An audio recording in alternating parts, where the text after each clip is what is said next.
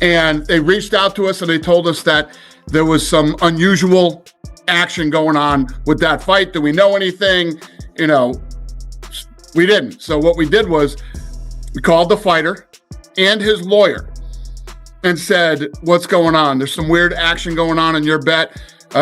Weird betting action going on in your fight. Are you injured?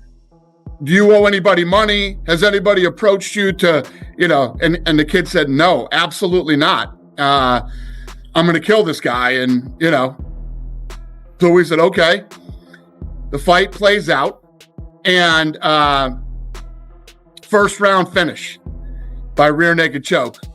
Literally the first thing we did. UFC is facing massive backlash again. This time the accusations are so serious that the FBI is now officially involved. The MMA world is stunned after new fight-fixing allegations emerged following the Isaac Delgarian versus Yadir Delva bout, sending shockwaves through the sport and raising major questions about what really happened inside the cage. This is on the FBI's radar. How deep of an investigation is unclear at this time. This is all very new, but yes, it is accurate. I believe there's a gentleman named Harry Mack on social media who is having a nice little victory tour after all of this, and I'm sure he's going to have another one. I'm not familiar with his work, but he did write that yesterday. And so that is my understanding. And my understanding is that this is not an isolated incident. And what I mean by that is I have talked to multiple people who have either experienced or know of others who experience situations where they have been approached about their willingness to do something like this. So I have been told by multiple people that they have been approached, they have been talked to and said, are you interested in this? Are you interested in throwing a fight for X amount of dollars? Believe that's what happened with Darrick Minner. And all signs right now are pointing to something of that sort happening here. This is a massive issue for the UFC. And when you consider, now I haven't been told this part that I'm about to say, when you consider the questionable refereeing as of late, you can't help, I said this last week, you can't help but let your mind go there as well, because there's no other possible explanation for some of the wacky stuff that we have seen as of late. And it's very easy to do. It's extremely easy to do. We've seen it. We've now seen it in broad daylight multiple times. And I think what is happening here, adding 1 + 1 + 1, I believe what is happening here is people are preying on lower level fighters who don't make a lot of money, who are in tough spots, who are fighting in the major leagues, and they're offering them a quick fix. They're not going to like the top dogs, but they're offering a quick fix to the lower level fighters. How prevalent is this? I can't tell you, but I've now heard it multiple occasions in my conversations over the past 24 plus hours saying, are you interested? And that's a huge problem. And so how big of a story this becomes remains to be seen. But this is happening in gyms, in private. This is a big story.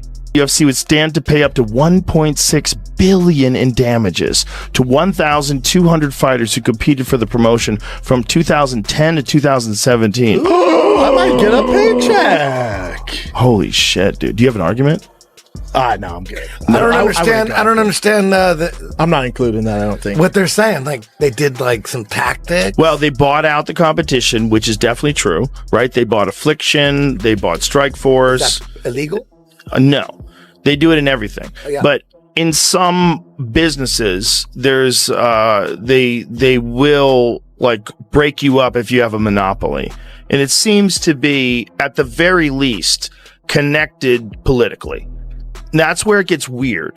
It's like, how much money are you donating to the Democratic Party? How much money are you donating to the Republican Party? How much money do you spend on whatever programs they want? Joe Rogan and the entire MMA community are stunned as the scandal grows deeper.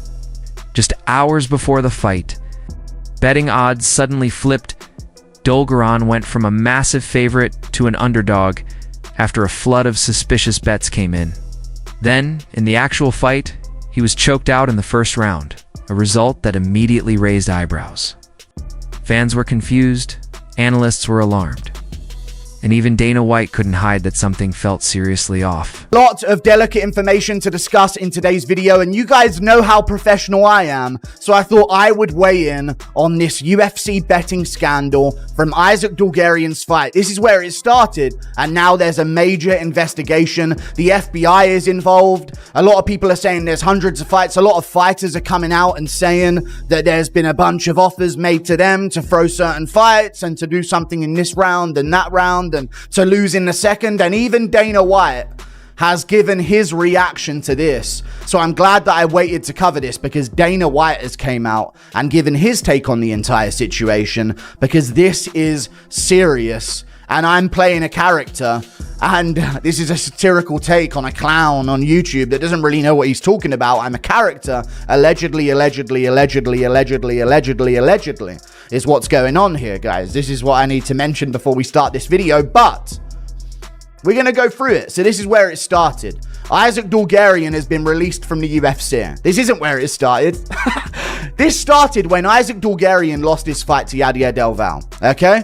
At UFC Vegas 110, Onama versus Garcia. Very important to note, one of the most looked over, like, irrelevant fight night cards of the entire year. This seems to be when these scandals happen. We had a similar situation for this when it was Darek Minner versus Shayilan Nurdiembeke, and James Krause ended up getting in a ton of trouble for this situation because of like some betting scandal that went on there. And was Darek Minner paid to lose the fight, and the odds completely shifted in an exactly identical situation that went down, and that was on a fight night card of something like Marina Rodriguez versus some other women's strawweight fighter. So that was another irrelevant fight card, and I think that's where these guys are going to try and get some stuff done, allegedly, if they did in the first place. But a lot of things seem to suggest that they did, and that's what we're going to go through in today's video. Dana White later confirmed that he personally contacted the FBI right after the fight, saying the whole situation felt off. He revealed that before the fight even began, he had reached out to Dulgaran and his lawyer about the suspicious betting shift, but they denied any wrongdoing. After Dulgaran's strange performance and quick submission loss, the red flags only grew louder, forcing Dana to take the situation to federal investigators. Called the FBI. I've met with the FBI twice today. So that's the whole thing. Now you see people out there talking, oh, there's hundreds of fights under it. It's total bullshit. Total usual clickbait bullshit. IC360, our company, they monitor all of the betting. Like I said, they're the best in the business. There aren't hundreds of fights being investigated. All clickbait BS. So this company, IC360, which is the best bet monitoring company in the business, we've been with them for years, and we get a report after every single fight that we do. So for anybody out there that's clickbait saying, oh, there's hundreds of fights, it's all bullshit. We've been with these guys for years. We take this very serious, and we're watching every single fight that happens in the UFC, from the first prelim to the main event. So when this did happen, a couple years ago, whenever it was, that investigation is still ongoing, and now will be a part of this investigation. My own reaction to it is when I saw the numbers that the FBI had and the numbers that they saw and the way that the lines moved is very abnormal. In fact, it would be in line with cheating. This gentleman goes out there, he loses the position. All of a sudden, he's on bottom, dude's on top with a rear naked choke, and the most basic defense, which is to fight the hands, is something that he doesn't do. We get the information that the line had moved heavily, and the money that was coming in, it was betting that he would be finished in the specific round where he was finished. It is very odd that they would swing as heavy as they did in this contest, but it's equally as odd that a sports book would take that kind of action. But you come in with a $250,000 bet on a fight that's got a total betting alliance of $11,000. That's a gamble. For you say that's evidence, I agree with you and I see what you're seeing. But now let me ask you a different question. What is a gamble? What's a bet? And you're going to have to describe the exact same thing before you go and hang somebody. Do you have any? Since then, the UFC has reportedly held multiple meetings with federal agents, insisting they are fully cooperating with the investigation. But speculation is exploding online. Joe Rogan warned that if these allegations are true, it could be catastrophic for the sport, because once fans start doubting fight integrity, that trust is almost impossible to rebuild. The scandal has rocked the MMA world. with many comparing it to the infamous 2022 Derek Minner-James Krause betting controversy, raising fears that history may be repeating itself.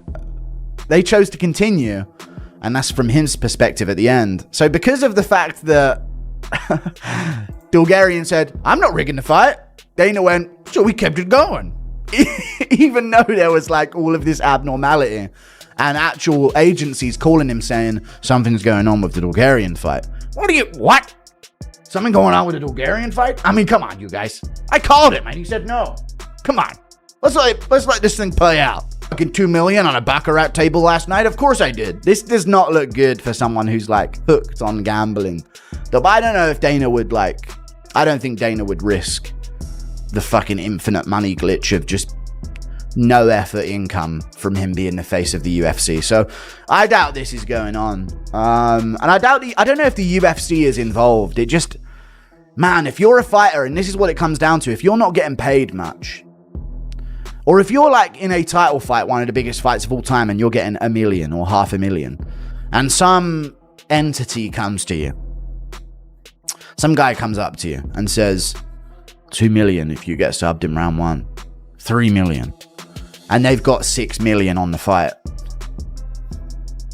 That's what I think, if anything, this is. I don't know if the UFC would ever risk this, but you know, people talk.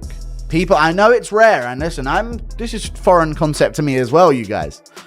But people do communicate in real life, like not with a phone call or by text or by email or anything that can be like checked back and verified and traced. They do just meet up with someone and say, listen, this is off the record, we're doing everything, you know what I'm saying? This is the deal, okay? James Vick, make it. The controversy only grew when fans pointed out that Dolgaran once trained at the same gym as James Krause, the coach who was banned for a previous betting scandal, making the situation even messier. Dana White has since gone on the offensive, saying this isn't about one fighter, but about setting a precedent, warning that anyone caught fixing fights will face the UFC as their worst enemy. Fighters across the roster are now reacting, with many supporting Dana's decision to involve the FBI and saying it's the only way to protect the sport's integrity. Joe Rogan warned that if these allegations are true, it could be catastrophic for the sport, because once fans start doubting fight integrity, that trust is almost impossible to rebuild. The scandal has rocked